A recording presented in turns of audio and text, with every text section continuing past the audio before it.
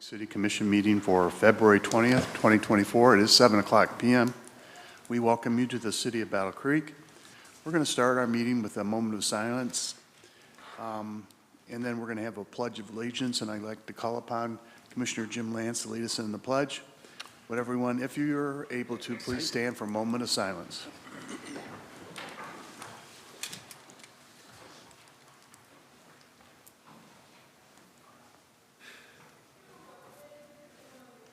Commissioner Jim Lance. Pledge allegiance to the flag of the United States of America and to the republic for which it stands, one nation, under God, indivisible, with liberty and justice for all. Thank you, Commissioner Jim Lance. Next item on our agenda is the roll call. Madam Clerk, when you're ready. Commissioner Ballard, Present. Commissioner Lance, Yep, here. Commissioner Morris, here. Commissioner O'Donnell, Here. Mayor Benke, Here. Commissioner Reynolds, present. Commissioner Simmons, Here. Commissioner Smith, Present. and Vice Mayor Sophia. Here. Thank you. Next time on our agenda, I'm going to ask that we do the Government Communications Day proclamation first. And if there's any city department that I think works above and beyond more than any other in the city of Battle Creek, I think it'd have to be our communications department. Jessica sometimes will put a note that her work hours may be not the same as yours, but during the middle of the night, she's sending out press releases and communications just to really make it more effective for our community. I want to say thank you to her and her staff for doing that. I think it's important, and I applaud our city manager. I believe that's one of the first things that she initiated as she came here is increased communication. And so I think it's been accomplished, and now we're receiving more things. So maybe she's going to share that with us today. I appreciate it if Jessica and your son can come up and anyone else that's here. Thanks.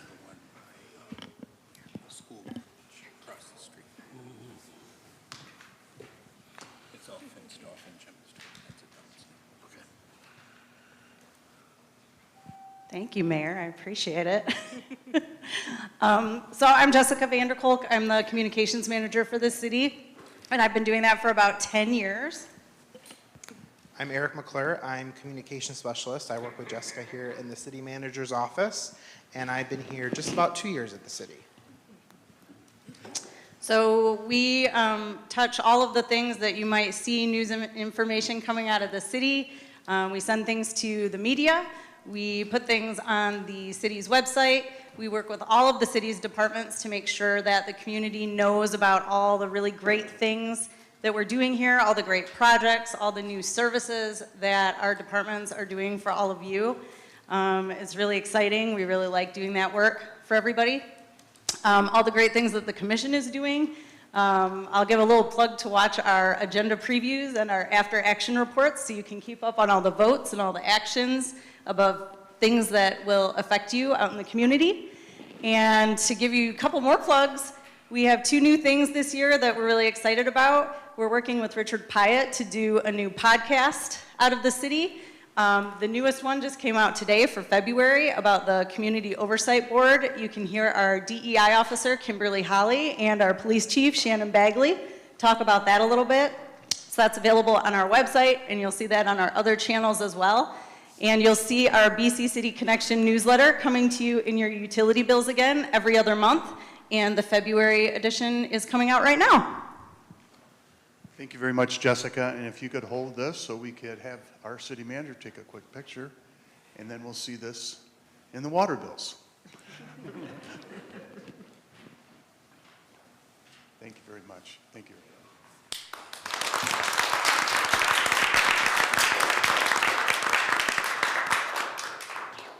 Now for the fun part of the meeting, we have several beautiful Battle Creek awards, and we just want to thank people throughout our community who endeavor to really improve the appearance of our neighborhoods. And believe it or not, it's a ripple effect, at least I believe it is, because once in a while people will share their ideas of what they've done in order to improve their property or their neighborhood.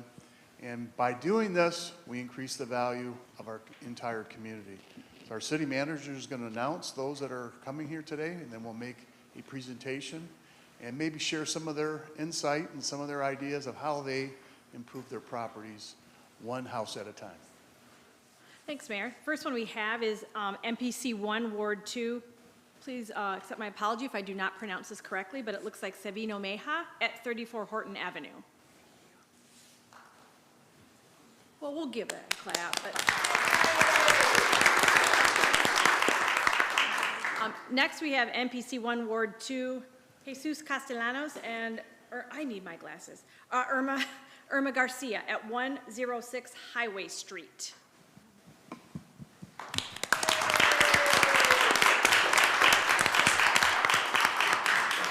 Okay, NPC 1, Ward 3, Nikki Cummings at 85 Kane Street.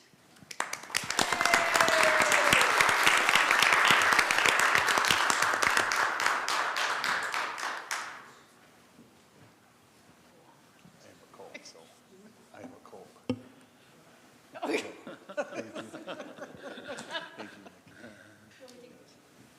Well, Nikki, I would like to have you just share some of your insight on how you have achieved this award and encourage other people in your neighborhood also to pursue the opportunity to have a beautiful Battle Creek Award presented by people of Battle Creek. Thank you. Well, actually, this is my second award. Oh, wow. I received my first one in 2019 for the same address. And what I've done over the years, new roofing, painting, lots and lots of landscaping, and I've also been working on my second home, which is Kitty Corner 2 Consumers Energy. It's a commercial residential property. So hopefully one day that one will have a beautiful Battle Creek Award too. Thank you, Nikki Cummings. Thank you very much. Nikki also runs the concession stand during the summer at Claude Evans Park, and she is very busy there, and it's fun to watch her. Okay, the next one is MPC 1, Ward 3, David Sensky and Eugenia Perez at 54 Inn Road.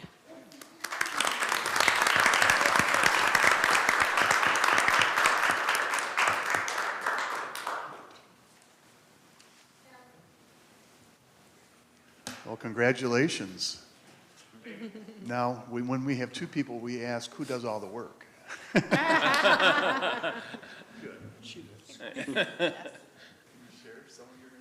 Yeah, well, good evening to everyone.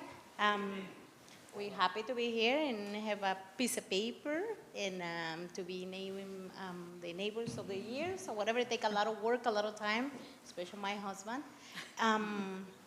You know, we more than happy to have a piece of paper. We like to have more support with us police officers around the neighborhood because it's a lot of things to need to be taken care. Not only a piece of property, it's more than that. So, thank you very much. Well, we congratulate you, and we look forward to just spreading the word, maybe one piece of paper at a time. Thank you. Okay, next is MPC 2, Ward 2, the Washington Heights United Methodist Church at 153 Wood Street. And we have some members of the church here, yes. Thank you very much. Pastor, thank you for being here, and County Commissioner. Commissioner, yeah. Thank you, Carla. That's so sweet. Pastor can talk about 15 minutes about all the things that she has going on up there, but I will have to say that she has done more than improve Washington Heights. She's added a lot of assets to the organization and to the exterior of the church that draws people together that have never been at the church before.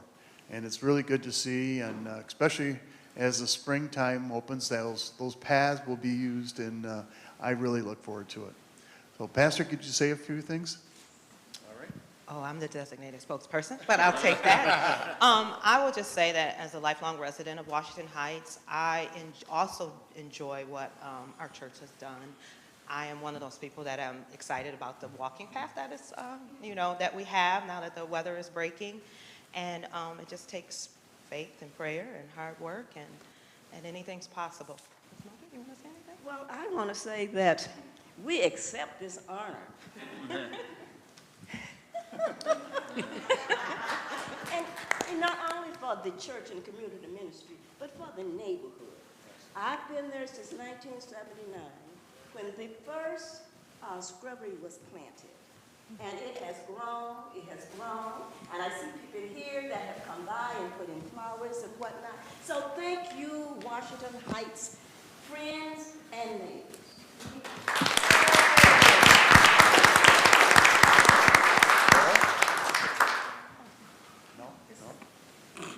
Well, another thing that attracts a lot of people to Washington Heights is if you stay for the entire sermon, you are really awarded a special dinner. And I won't say anything else about the dinner, but it'll be well worth it. If you come to church, 11:30 it starts on Sunday, and usually by 12:30, 1 o'clock, you get an opportunity to go to the gym and enjoy a nice dinner.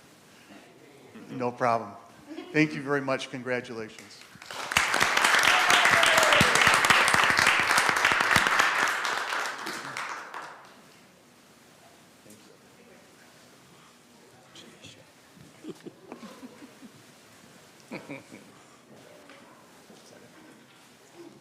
Okay, next we have MPC 2, Ward 2, Scott and Kay Barbara, 99 Northside Drive East. Congratulations. We'll get that to them. NPC 3, Ward 2, Baltazar Ramos, 150 Battle Creek Avenue.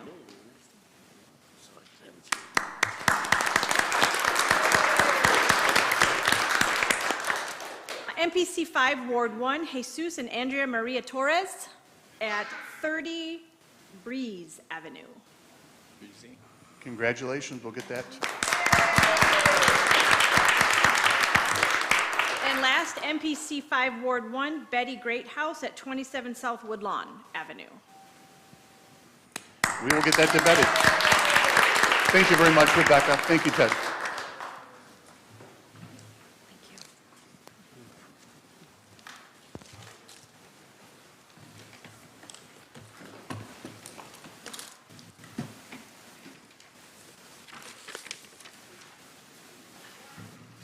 Next item on our agenda is presentations by the staff, and I'm going to turn it over to our city manager, Rebecca Fleury. Well, I feel like he's been up here enough. However, tonight he's talking about his department. He's usually known as our finance director, but really, he is the city's revenue services director. And under revenue services are a lot of really important divisions and departments that he's going to talk about. So today he's going to talk to you about revenue services. And Aaron Kuhn, thanks for being here tonight. Thanks. Thanks, Mayor and Commissioners, for allowing me the opportunity to talk about the Revenue Services Group. Just to clear up a little bit of a misnomer, as Rebecca was talking about, revenue services, if you want to go to the next slide, please, encompasses far more than just finance. Revenue services encompasses the following divisions: assessing, facilities, finance, income tax, purchasing, treasury, and utility billing. Next slide, please. The assessing department is responsible for valuing all property within the city on an annual basis. They keep records on ownership, addresses, sales, land and building details, as well as a number of different exemptions. The Revenue Services Director oversees management of a third-party contract with WCA Assessing, which began in 2020 and continues to save the city approximately $500,000 per year. Next slide, please. Assessing by the numbers. The city's total taxable value is just over $1.4 billion with a B. There are 43 active IFT certificates, 14 active OPRA certificates, Obsolete Property Rehabilitation Act, and 241 veterans exemptions. Next slide, please. Next up is facilities. In facilities, we have 5 FTEs, the facilities manager, the mailroom clerk, 2 maintenance and repair technicians, and 1 maintenance and repair lead. The facilities manager manages the maintenance of City Hall, the print shop, security, and the mailroom. She also coordinates security access, building projects, and maintenance of police and fire facilities. The mailroom clerk is responsible for checking, sorting, and delivering 4 P.O. boxes daily. She picks up and delivers mail to all City Hall internal departments, as well as 16 external buildings. Next slide, please. The maintenance and repair group is responsible for City Hall, Police Department, and fire stations. They do preventative maintenance, general construction, grounds maintenance, snow removal, salting, garbage, recycling. Next slide, please. This is a list of current facilities projects. The 3 most visible ones to the commission will probably be lines 2, 3, and 4, the replacement of the retaining wall, the building of the ADA accessible ramp, and the remodeling of the first floor. Next slide, please. Up next is finance. Finance has 9 FTEs. Next slide. Finance's mission statement is to provide high-quality, centralized accounting and financial reporting services for the city of Battle Creek, both to internal customers and other city departments, and to the ultimate customer group, the citizens of Battle Creek. Finance also oversees the annual budget process and coordinates the production of the annual comprehensive financial report. Next slide. Finance by the numbers. Finance processes 200 to 400 invoices weekly, payroll for approximately 600 employees bi-weekly. Monthly, there are between 700 and 1,000 purchasing card transactions that have to be reconciled. We maintain and manage an investment portfolio balance of approximately $80 million and oversee an adopted budget of about $149 million. Next slide, please. Next is income tax. Income tax has 5 FTEs, 1 administrator, 3 auditors, and 1 administrative assistant. So the city of Battle Creek is one of 24 cities in Michigan with an income tax. Only 4 do not levy at the same rate as the city, the 1% for residents and 0.5% for non-residents. Next slide, please. Income tax by the numbers. Overall collections for the 2022 tax year, which was the calendar year, was $18.5 million, of which residents represented $12.5 million and non-residents $6 million. The income tax department processed 24,204 returns for the 2022 year, of which residents 11,425, non-residents 12,779. Next slide, please. Next up is purchasing, which has 3 FTEs, the purchasing agent, the senior buyer, and the purchasing clerk. They administer all formal solicitations and contracts for goods and services over $20,000. They review and process all daily requisitions to ensure purchasing policy compliance. Next slide, please. Purchasing by the numbers. Purchasing is one of our more active city departments in terms of putting things before the commission. They average about 50 commission resolutions per year, 100 contracts per year, 585 purchase orders per year. And just as an FYI, the commission threshold for contract approval is $50,000. Next slide. Next up, we have Treasury, which has 5 FTEs, the treasurer, the operations coordinator, 2 accounts receivable clerks, and a floater. They collect, deposit, and disperse money owed to the city for various services, such as property tax, income tax, utility billing, special assessments, and animal licenses. Next slide, please. Treasury by the numbers. So during the year, Treasury, during the most recent fiscal year that was completed, fiscal year 23, the Treasury Department processed 191,480 payments, representing a total value of $138.4 million, and over the same period of time took in $2.8 million in cash payments. Next slide, please. Utility billing has 4 FTEs, the utility billing coordinator, the utility billing clerk, and 2 customer service representatives. They generate monthly utility billing for nearly 20,000 customer accounts.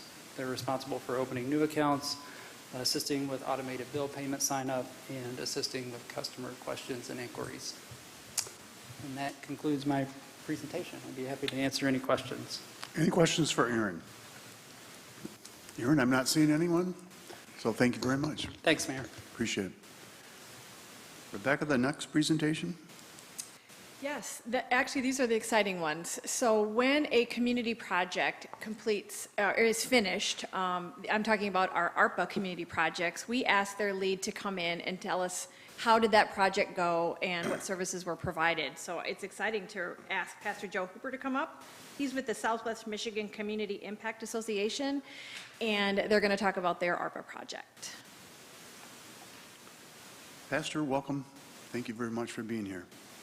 Thank you, Mayor, and to the commissioners. We're celebrating the end of a 2-year project. It's the COVID Pantry Program. So after 2 years of hard work and dedication, we are thrilled to share the successful story of the COVID Pantry Program with you, the commissioners, and with the public community. See. In background, we the Southwest Michigan Impact Association was established as a nonprofit in 2019, and everybody knows what happened in 2019, right? So it wasn't until about 2022 that we began to actually get out and do anything, and so we had the opportunity to start up a needed pantry. And so in response to the spread of the COVID pandemic and its increasing impact on food insecurities, then we established the pantry. And that provided personal protection equipment, and that included masks and hand sanitizer and things like that. And then in June, we began to distribute food in the pantry. And so the goal basically was to provide essential COVID protection and then supply staple food items for the families who had been lost their livelihood due to the pandemic. And additionally, we aimed at supporting the families that were already having issues and economically challenged. And so we became the COVID Pantry. Then next, our collaboration. Collaboration. The program is a joint effort of several local NGOs and charities. The City of Battle Creek extended its support with the ARPA fund, the program. And so that enabled our initial implementation and overall success for the program. So the program, then we partnered with several people, the Kalamazoo County and Calhoun County agencies. We collaborated with them. They provided vital information and equipment and resources from the health and the wellness organizations, such as the Calhoun County Health Department. Then we also had Fresh Fire Outreach of Kalamazoo. We had Rise Corporation and the Continental Bakery right here in Battle Creek that aided in distributing fresh food. Okay, so churches also helped and supported us. We had Washington Heights, of course. St. Mark's CME also helped, lending a hand. And then we had the United Community Ministerial Alliance and the Battle Creek Kwanzaa Committee also made contributions to the pantry as well. So the 2-year implementation plan. Phase 1 is basically establishing the infrastructure. So we had to get the supply chain that was necessary to get the program in operation. So with the team of volunteers, we began to contact the Southwest Michigan Food Bank and other distributors. And we was able to establish a routine plan from some of the agencies we checked on. Then in phase 2, the funding, we around April and May in 22, we began to take fundraising, and then we was able to begin by having donations and sponsorships.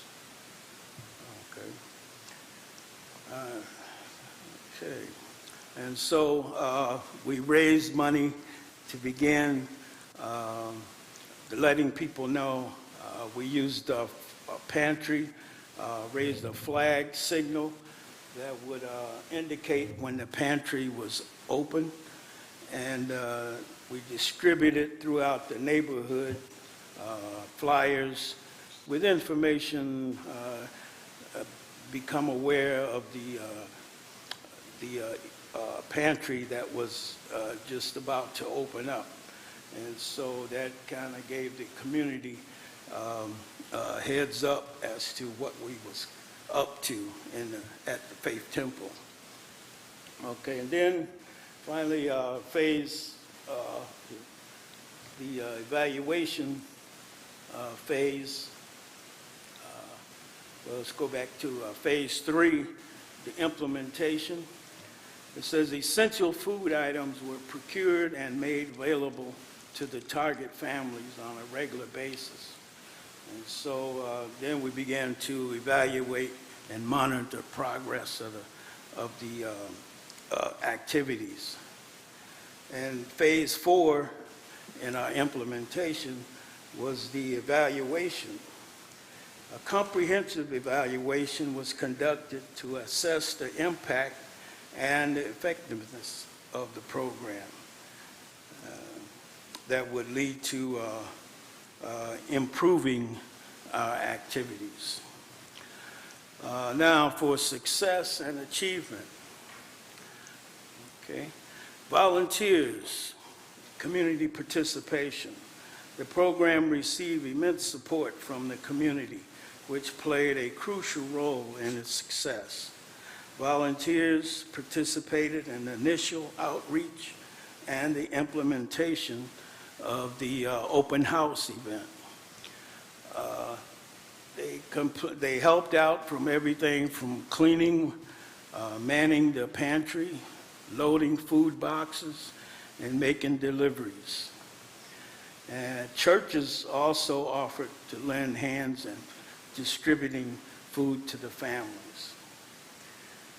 Okay, so in recognition, says the program received accolades for its contributions to the community, including testimonies from participants, and usually it was the thank you so much for helping was the words that most often heard from the families. And we served over 400 families and individuals and provided around 85,000 pounds of food over the 2-year period. A majority of those served were repeaters.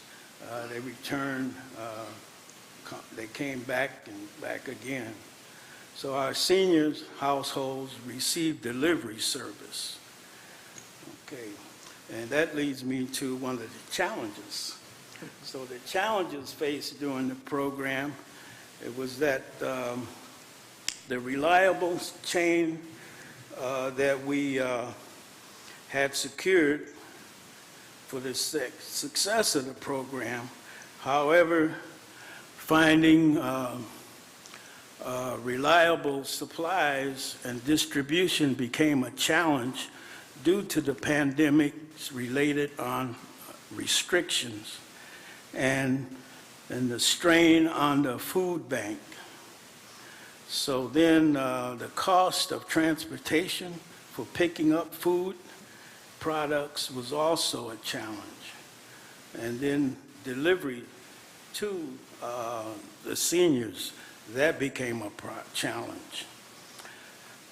Okay, so then the resources constraints, it was that the program was heavily reliant on donations and sponsorship for its fund limited.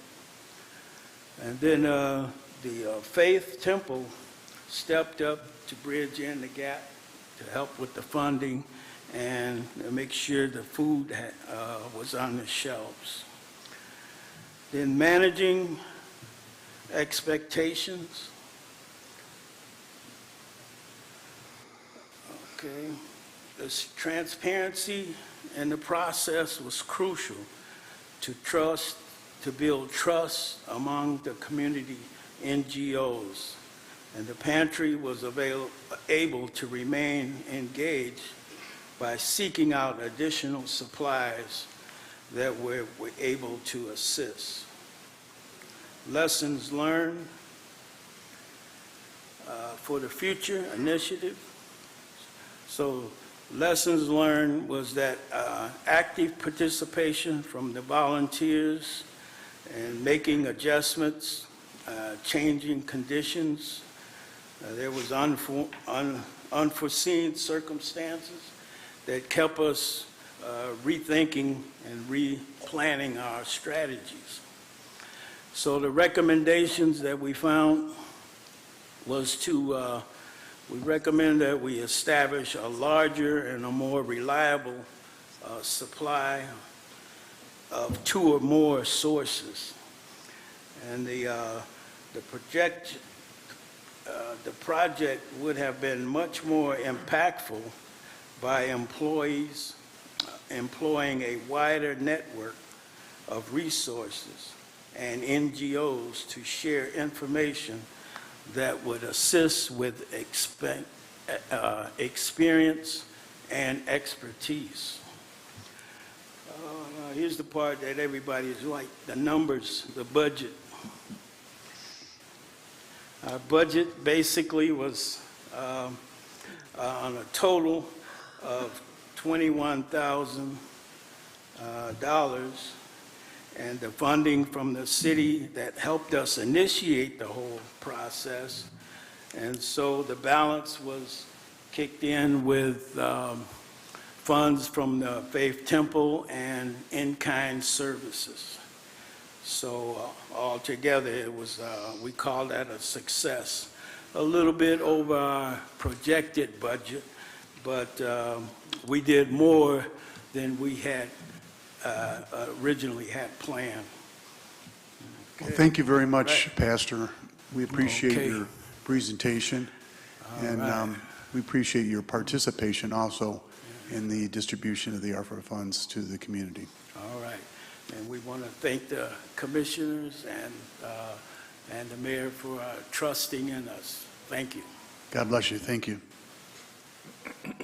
Next item on the agenda is Chair noting any added or deleted resolutions. There were none. Thank you. Next item on our agenda is petitions, communications, and reports. There were none. Thank you. Next item on our agenda is adoption of ordinance. Madam Clerk, when you're ready. Chapter 294, General Personnel Regulations, was enacted in November of 1978. Of the 23 sections in Chapter 294, 14 chapters have never been amended in the more than 45 years since they were enacted, even though they don't reflect current practice. While there are only 4 sections proposed to be amended in this ordinance, administration plans to propose amendments to additional sections in the near future. Note that the vast majority of the sections in this chapter only affect non-represented employees, because for the employees whose positions are governed by a collective bargaining unit, those agreements prevail. This resolution seeks to adopt ordinance number 01-2024, amending sections 04, 05, 075, and 19 of Chapter 294, General Personnel Regulations, by making changes to reference updated city manager policies, to eliminate an obsolete employee performance evaluation program, and to comply with state law regarding employee residency.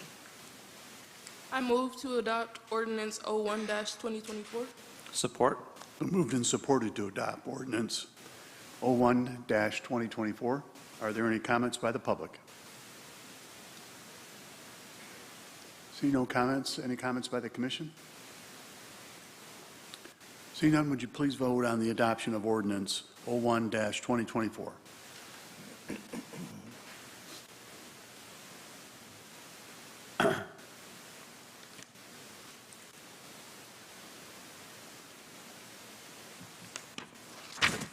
Commissioner Reynolds? Is it working? Oh, there it went. Okay. The ordinance has been adopted, ordinance 01-2024. Next item on our agenda is public comment regarding consent agenda and resolutions not on the consent agenda. If you'd like to make public comment regarding the consent agenda and resolutions not on the consent agenda, please raise your hand and we will acknowledge you to come forward to the podium. You will have 3 minutes to make your comment.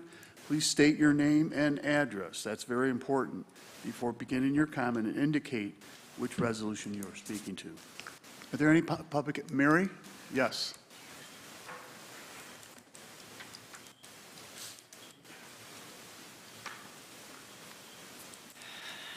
Mary Bourgeois, 231 Springview Drive, and I spent a long day at the VA, and I'm going to confess, I'm an election inspector tomorrow, so... Well, thank you for your service. And I'm promoting a women-owned business. Here's the business card. Ciao-Bella, 295 East Emmett. Here's samples. And again, I apologize. It's chocolate in Lent. And on that happy note, I'm going to go away and leave you alone because I have to be at the pool early and I don't want to go looking like this. Good night. Thank you, Mary. We appreciate seeing you. Are there any other public comments at this time? John?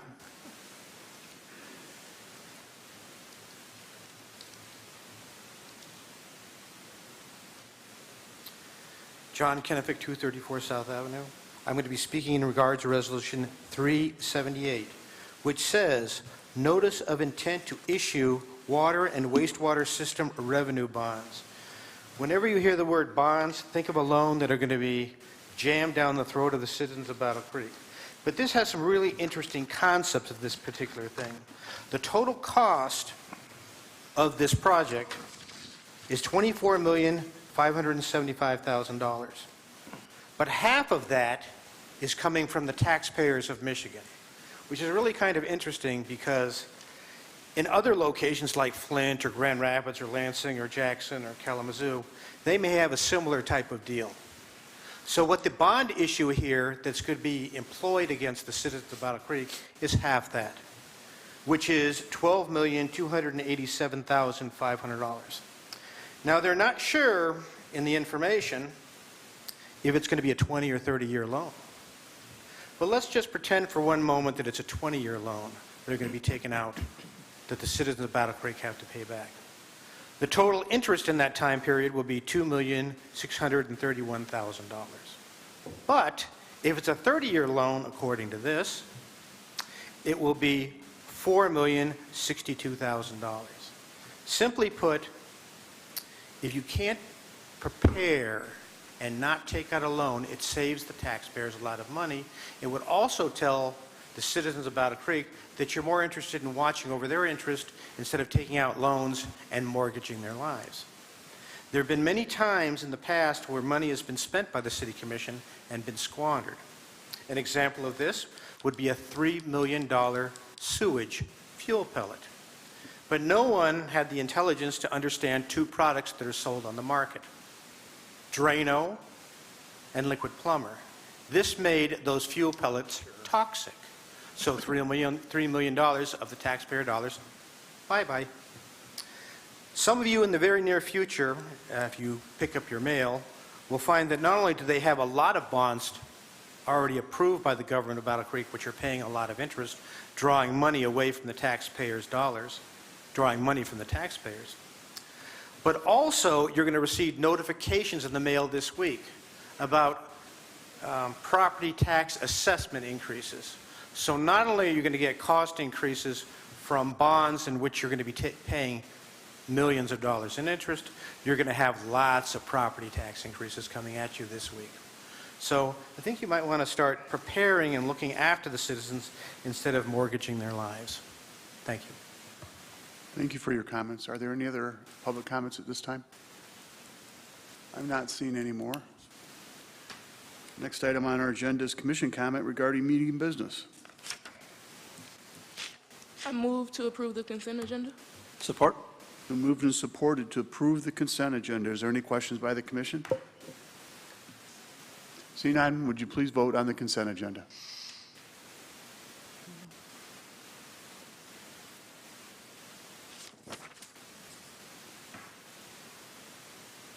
Resolution, or the consent agenda has been approved. Next item on our agenda is Resolution 375. Madam Clerk, when you're ready. On Saturday, December 24, 2022, Battle Creek Transit reduced both fixed route and demand responsive services as a result of staffing shortages. These service reductions included the elimination of Saturday service, the elimination of midnight service, and reduced frequency across multiple fixed routes. Although intended to be temporary changes, these staffing shortages extended beyond the intended period.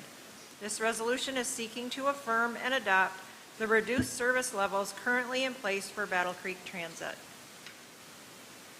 I move to approve Resolution 375. Support. Moved and supported to approve Resolution 375. Are there any comments by the commission? I would just like to say that I'm going to vote no. I'm not in favor of continuing the reduced schedule. Thank you, Commissioner Ballard. Commissioner Morris. I would like to thank Mallory and her team for all of the hard work that they're doing to try and get this schedule back on track. And I do want to point out to the public that this is not us as a city saying that we want to continue cutting our services. We just have to solidify some things based on the fact that we have had our service cut for so long. Thank you, Commissioner Morris. Any other commission comments? Seeing none, would you please vote on Resolution 375?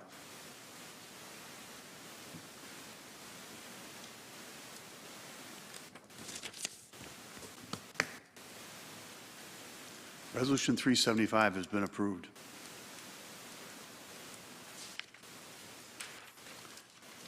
Next item on our agenda is Resolution 376. This proposed resurfacing project from 20th Street North from Columbia Avenue, M96, to Gogwag Street West was identified and designed by city staff, and construction will be overseen by city staff. Act 51 of 1951 requires local political subdivisions meeting population thresholds based on census data to participate in projects when located within their jurisdiction. The act also includes additional payments through a multiplier to aid in these requirements. This resolution seeks authorization for the city manager to sign contract number 23-5518 with the Michigan Department of Transportation, MDOT, for hot mix asphalt cold milling and resurfacing along 20th Street North from Columbia Avenue, M96, to Gogwag Street West. I move to approve Resolution 376. Support. Moved and supported to approve Resolution 376. Are there any comments by the commission? Seeing none, would you please vote on Resolution 376?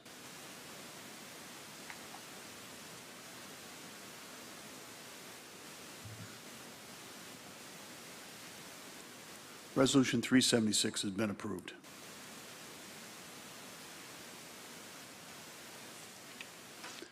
Next item on our agenda is Resolution 377. The City of Battle Creek in its 2020-2024 Consolidated Plan and in subsequent annual action plans identified short-term tenant-based rental assistance as a strategy to address needs to ensure the safety of rental housing help low-income people access needed affordable housing, and support collaborative efforts to address homelessness. If approved, the city will contract with Neighborhoods Incorporated of Battle Creek and IBC to run a home-funded, tenant-based rental assistance, TBRA program, which will help approximately 80 Battle Creek households achieve residential stability and prevent homelessness. NIBC is an experienced provider of housing services to people in need, having administered housing programs funded by various entities in collaboration with other community groups. NIBC serves as the Housing Assessment and Resource Agency for Calhoun County. If approved, the grant agreement provides home funds in the amount of $235,810 for rent assistance and program administration cost. This resolution seeks authorization for the city manager to execute the 2023 home-funded Neighborhoods Incorporated of Battle Creek tenant-based rental assistance grant agreement for the amount of $235,810. I move to approve Resolution 377. Support. Been moved and supported to approve Resolution 377. Are there any questions by the commission? Seeing none, would you please vote on Resolution 377?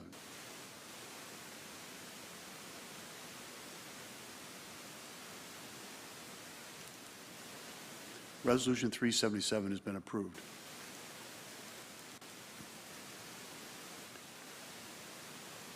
Next item on our agenda is Resolution 378. Madam Clerk, when you're ready. The city was successful in its application for the Drinking Water State Revolving Fund in 2024 and was tied for the highest scoring project in the state.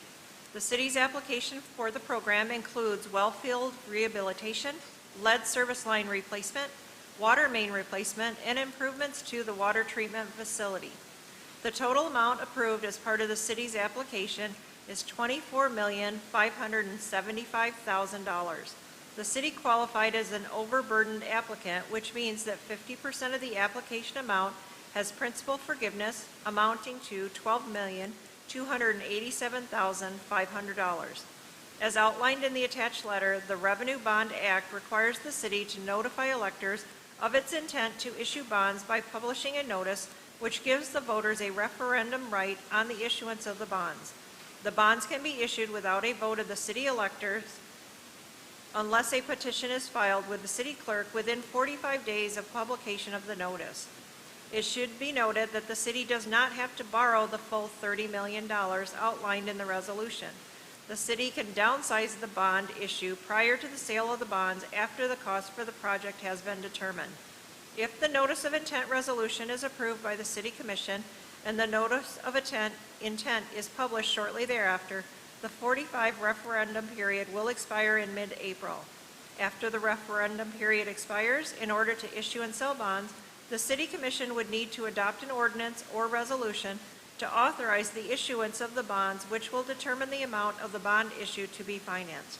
This resolution seeks authorization for publication of a notice of intent to issue water and wastewater system revenue bonds. I move to approve Resolution 378. Support.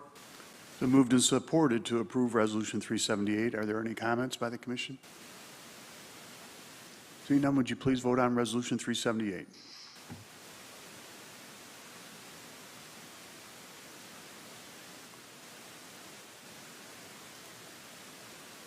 Resolution 378 has been approved. Congratulations, Steve. Next item on our agenda is general public comment. If you'd like to make general public comment regarding matters over which the City Commission has control, please raise your hand and wait for us to acknowledge you and then come forward to the podium. You'll have 3 minutes to make your comment. Please state your name and address prior to beginning your comment. Are there any public comments? David Moore.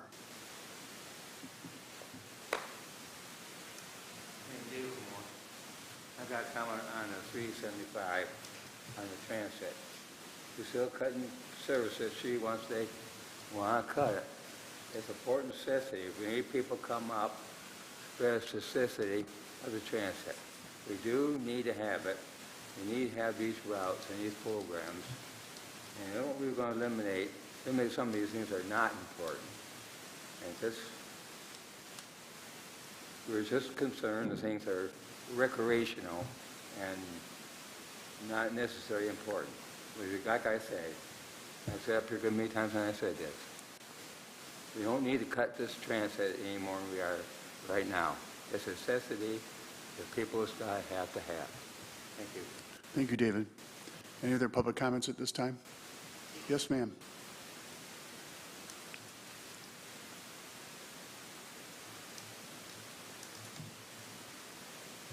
Good evening. Christina Smith, 75 Keith Drive. I'm here to remind you how the cuts in transit are still affecting people.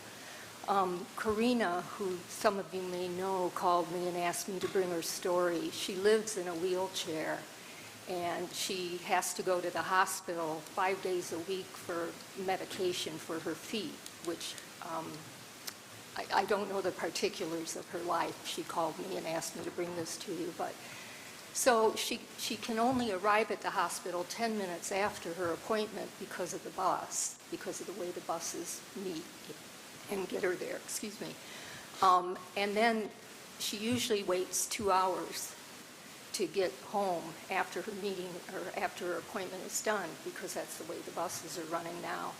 One day last week, or maybe it was 2 weeks ago, she just couldn't wait any longer, so she wheeled herself from the hospital all the way up Emmett Hill to Washington and down Washington to Kellogg Manor to get home. And it took her about an hour to do that, but it was quicker than using the bus. Morale is pretty bad, and this is an example of what happened.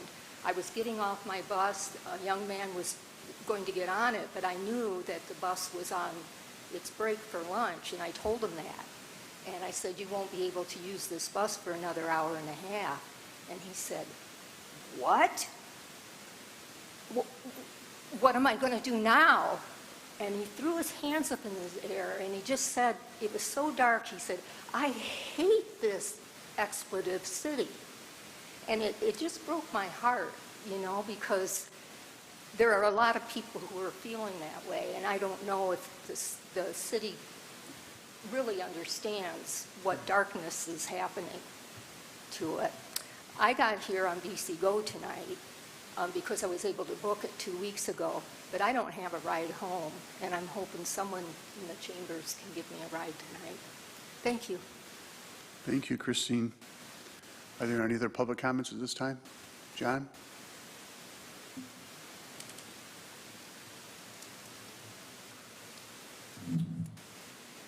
John Kennevic, 234 South Avenue. I'm also going to be talking about transit, but I'm going to do the statistic numbers of this. Probably about a year ago, one of the commissioners said that it wasn't a good idea to maybe send a letter to the county, because if it passed, most of the taxpayers of Battle Creek would be funding the cost of a countywide transit, because the main population of the county is in the city of Battle Creek, so the majority of people in the city will be funding that amount.